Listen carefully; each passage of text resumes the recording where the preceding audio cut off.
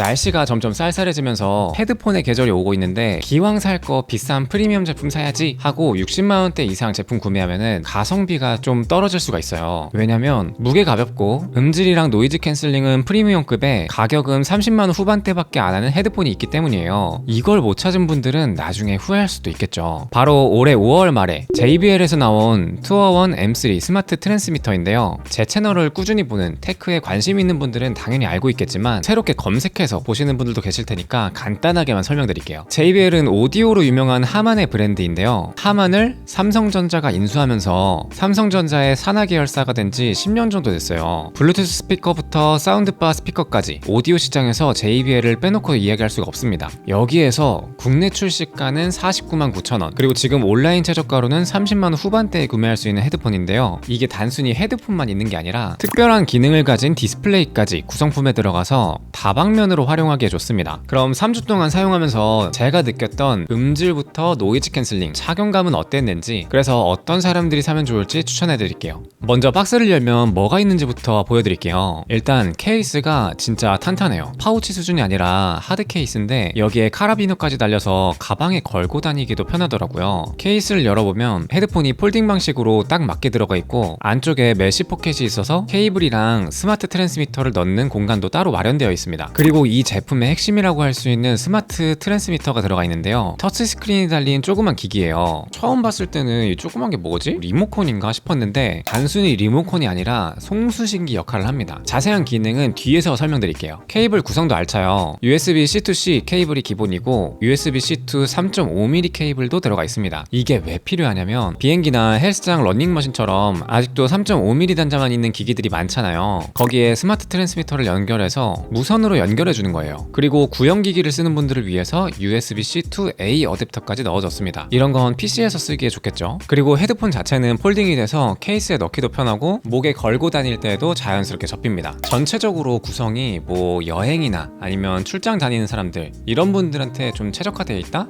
이런 느낌을 받았어요. 그럼 이제 헤드폰 이 본체를 자세하게 살펴볼게요. 일단 색상이 진짜 예쁘게 잘 나왔어요. 블랙, 블루, 라떼 이렇게 세 가지 색상으로 출시되는데 저는 개인적으로 라떼랑 블랙 컬러가 마음에 들더라고요. 라떼 컬러는 너무 튀지 않으면서도 은은하게 고급스러운 느낌이고 블랙은 그냥 까만색이 아니라 부드러운 무광 매트 블랙이라서 되게 시크하고 고급진 느낌이 듭니다. 그리고 헤드폰 쓰시는 분들이 은근히 좀 신경 쓰이는 게 있죠. 바로 요다 현상. 헤드폰 썼을 때 이 양옆으로 너무 튀어나와서 머리가 좀 커 보이는 거예요. 근데 투어원 M3는 실제 착용했을 때 머리에 착 붙는 느낌이라서 요다 현상이 좀 덜해서 좋더라고요. 무게도 278g으로 헤드폰 중에서는 상당히 가벼운 편이에요. 근데 사실 무게가 가벼워도 착용감이 불편하면 말짱 도루묵이잖아요. 근데 이 제품은 이어컵 쿠션이 되게 쫀득하고 부드러워서 귀에 착 달라붙는 느낌이 굉장히 좋았습니다. 이게 몇 시간씩 계속 쓰고 있어도 뭐 정수리 압박이라던가 귀가 눌리는 부담이 좀 적었는데 뭔가 좀 무게 분산을 잘해줘서 그런 것 같아요. 오른쪽 이어컵에는 전원 슬라이더랑 노이즈 캔슬링 버튼이 있고 왼쪽에는 볼륨 버튼이 있어서 헷갈릴 일이 없습니다. 그리고 오른쪽은 터치를 지원해서 뭐 재생이나 일시정지 이런 건 한 번씩 톡 건드려서 조작할 수가 있고요. 꼭 필요한 거는 물리 버튼으로 빼놓고 간단한 조작은 터치로 할 수 있어서 이렇게 나눠 놓은 것도 되게 편했어요. 그럼 지금부터가 이번 제품의 핵심입니다. 투어원 M3가 다른 헤드폰이랑 완전히 다른 정체성을 가지고 있는 게 바로 이 스마트 트랜스미터예요. 저도 처음 봤을 때 굳이 헤드폰 조작하는데 웬 스크린이 달렸지? 스마트폰 어플로도 요즘에 연결이 많이 되는데 이런 생각을 했거든요. 근데 제가 3주 동안 써보니까 단순한 리모컨 역할을 한다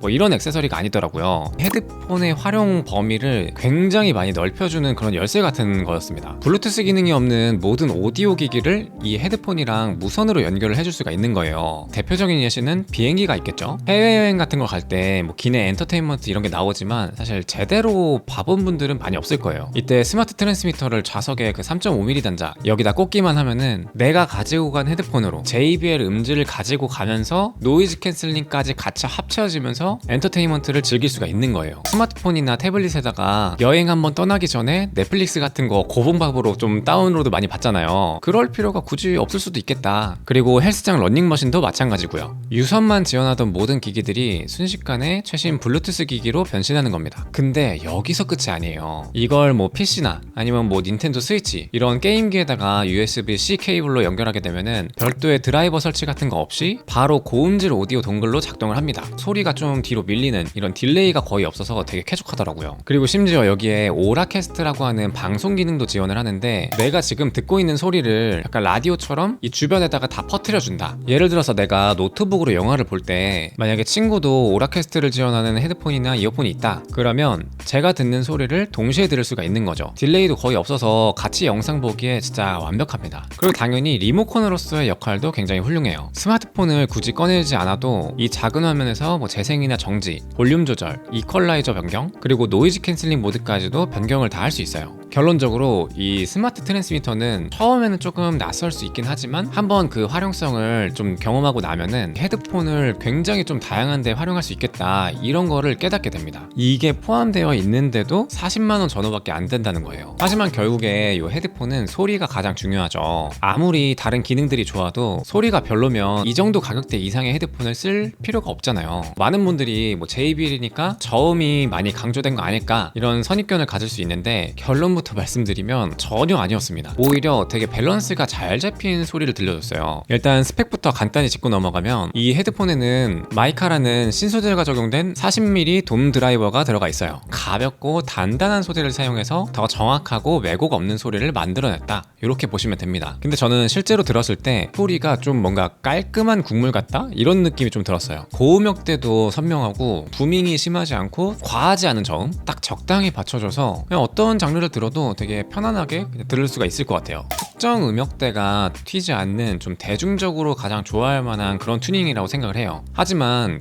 고음질 코덱이 없으면 프리미엄급의 헤드폰이다, 요즘에는 이렇게 부르기가 좀 쉽지 않죠. 그래서 요건 당연히 LDEC도 지원을 합니다. 안드로이드 스마트폰 쓰시는 분들이면 요 LDEC 꼭 활성화하고 들어보세요. 기본 코덱으로 들을 때보다 해상력이 좀 더 살아나면서 내가 집중해서 음악 감상을 할 때 그럴 때 체감이 될 거예요. 근데 여기서 테크에 조금 관심 있는 분들이라면 정말 궁금해할 만한 게 있어요. LDEC 같은 고음질 코덱 이런 걸 쓰면 보통 멀티 포인트 기능이 안 되는데 이것도 그런가요? 이게 바로 투어 1 M3의 장점 중에 하나인데 LDEC을 사용하면서도 두 개의 기기에 동시에 연결하는 기능, 그거를 그대로 쓸 수가 있습니다. 예를 들어서 노트북으로 음악을 듣다가 스마트폰에 전화가 온다? 그러면은 바로 전화를 받을 수가 있는 거예요. 여기에 이퀄라이저도 한번 설정을 해서 들어봤는데 이퀄라이저를 다양하게 바꿔도 소리가 좀 지저분해지지 않고 깔끔하게 적용돼가지고 또 내 취향에 맞게 변형하기에도 굉장히 좋았어요. 개인적으로는 약간 저음충이라서 이퀄라이저에 있는 베이스 정도, 이 정도로 저역대를 살짝 높여주는 게 제 취향에는 더 맞더라고요. 자, 이제 프리미엄 헤드폰 하면은 가르는 덕목 중에 하나가 바로 노이즈 캔슬링입니다. 30만원대 후반이라는 가격을 생각하면 타사의 플래그십만큼 그 정도의 성능이 나올까? 하는 의심이 드는 게 당연해요. 그래서 제가 KTX를 포함해서 시끄러운 카페라던가 차도에서 집중적으로 테스트를 해봤어요. 결론부터 말씀드리면 성능 정말 좋습니다. 이 헤드폰에는 트루 어댑티브 노이즈 캔슬링 2.0 이런 기술이 들어갔는데요. 총 8개의 마이크를 사용해서 주변 소음을 실시간으로 분석하고 상쇄시켜줍니다. 기본적으로는 3가지 모드를 지원해요. 주변 소음을 완벽하게 차단해버리는 노이즈 캔슬링 모드, 음악을 들으면서도 안내방송 같은 주변 소리를 들을 수 있는 주변 소리 듣기 모드, 헤드폰을 벗지 않고 대화할 수 있게 목소리를 증폭시켜주는 톡스루 모드가 있습니다. 근데 JBL 전용 앱에 들어가면은 훨씬 더 세밀한 설정들이 가능해요. 내 귀의 모양이나 착용 상태 이런 거에 맞춰서 노이즈 캔슬링을 최적화해주는 자동 보정 기능이 있고, 주변 소음 수준에 따라서 액티브 노이즈 캔슬링 강도를 알아서 조절해주는 기능도 있어요. 실제로 제가 KTX에서 써보니까 덜컹거리는 소음이라던가 안내방송 소리가 거의 완벽하게 사라져서 정말 조용한 공간에 있는 것 같은 그런 몰입감을 주더라고요. 근데 이 노이즈 캔슬링 성능이 좋다는 건 어떤 걸 의미하는지 아세요? 마이크 품질이 좋다는 겁니다. 소음을 정확하게 받아들여야지만 이거에 맞는 거를 계산할 수가 있는 거거든요. 이 투어 1 M3에는 AI 알고리즘으로 작동하는 4개의 빔포밍 마이크가 탑재돼서 주변 소음은 싹 걸러내고 내 목소리만 상대방한테 전달해줍니다. 그래서 실제로 제가 시끄러운 환경에서 직접 통화 녹음한 거 요걸 한번 들려드릴게요. 차들이 지나가고 있는 고속도로 쪽이거든요. 좀 좁은 고속도로? 고속도로라고 안 하나 이거는? 휴게소라고 있다고 고속도로가 다 아니구나. 아무튼 이렇게 통화를 하고 있는데 뒤에 차가 바로 뒤를 지나갈 때도 소음이 어느 정도 들어가는지 한번 체크해 보시면 될 것 같습니다. 뒤에 차가 바로 뒤로 지나갈 때도 소음이 어느 정도 들어가는지 한번 체크해 보시면 될 것 같습니다. 제가 막 엄청 크게 얘기를 하고 있지도 않고 그냥 적당한 소음, 그냥 적당한 목소리 크기 정도 이렇게 테스트를 하고 있는데 저도 이게 어느 정도 들어갈지 궁금하긴 하네요. 제가 막 엄청 크게 얘기를 하고 있지도 않고 그냥 적당한 소음, 그냥 적당한 목소리 크기 정도 이렇게 테스트를 하고 있는데 저도 이게 어느 정도로 들어갈지 궁금하긴 하네요. 근데 이런 모든 기능들을 좀 마음껏 쓰려면 당연히 배터리가 든든하게 받쳐줘야 되겠죠. 특히나 이런 스마트 트랜스미터 같은 경우에는 화면까지 달려 있으니까 뭔가 배터리가 좀 빨리 닳지 않을까? 이런 걱정이 들 수도 있고요. 결론부터 말씀드리면 걱정할 필요가 전혀 없었습니다. 푸어라는 이름이 들어간 이유가 있더라고요. 스펙상으로 노이즈 캔슬링을 껐을 때 최대 70시간, 그리고 노이즈 캔슬링을 켰을 때도 40시간을 사용할 수가 있어요. 이게 그냥 숫자만 들으면 감이 안 올 수도 있는데 한 번 비행으로 가장 긴 비행 시간 요걸 찾아보니까 뉴욕에서 중국 푸저우 공항 여기까지 19시간 20분 정도 걸린다고 합니다. 이거를 두 번 왕복할 수 있는 거니까 사실상 배터리 걱정은 뭐 안 해도 되는 거죠. 심지어 요 스마트 트랜스미터 요거 자체도 최대 18시간까지 가기 때문에 비행 내내 헤드폰이랑 스마트 트랜스미터 요거 둘 다 켜놔도 배터리가 방전될 일은 거의 없다 이렇게 보셔도 돼요. 심지어 요 트랜스미터 같은 경우에는 C2C로 연결했을 때는 충전도 같이 하면서 쓸 수가 있습니다. 그럼 이 헤드폰 과연 어떤 분들이 사면 만족도가 좀 높을까 요걸 한번 딱 정리를 해드릴게요. 일단 첫 번째로는 출장이나 여행